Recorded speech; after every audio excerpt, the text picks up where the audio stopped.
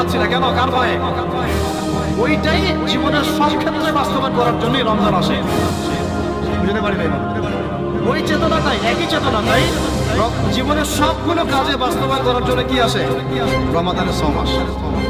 আমরা শুধু রোজার ফজিলত নিয়ে বয়ান করি, রোজা রাখলে 70 গুণ নাকি হবে না, 70 গুণ হবে, 700 গুণ বাড়াই দিবে। মূল কথা ফজিলত তো ফজিলত পাবোই, মূল কথা এইটা, তাকেও অবলম্বন করতে হবে।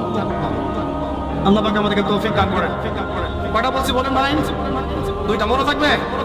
1, দুনিয়াবি কাজ কমায় ফেলা, 2 কি রোজা রাখার মতো রাখা। 3 নাম্বার হচ্ছে, এটা আমার নিজস্ব একটা পরামর্শ আর কি।